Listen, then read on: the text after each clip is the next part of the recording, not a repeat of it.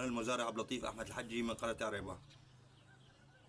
يا أخوي، السنة جبنا بذرة جديدة اسمها سيرينا وغولا على أساس مكفولة وإنتاجية عالية وباكورية.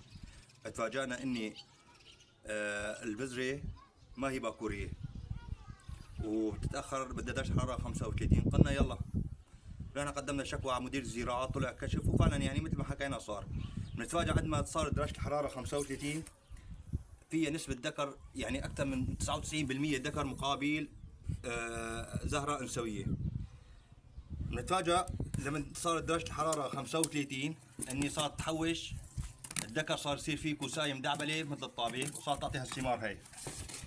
فنحن تعبنا وتعب الأخوة المزارعين اللي زرعوا كل هالنوعيات هي، اللي حطوا دم قلبي لحتى وصلوا لهالمرحلة هي بتطلع صفر. إنتاج المزارع على مين؟ تعبوا على مين؟ مصروفه على مين؟ تعبوا أولادنا، سهرنا بالليالي. هاي كوسة يا أخوي، يا مهندسين، يا صيادلة، يا زراعيين، هاي إنتاج السيرينا والعلا.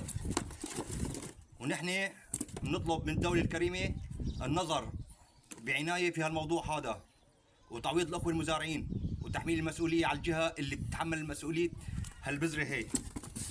وكلتنا ثقة أن يوصل الحق للأخ المزارع. والله يعطيكم العافية وشكرا.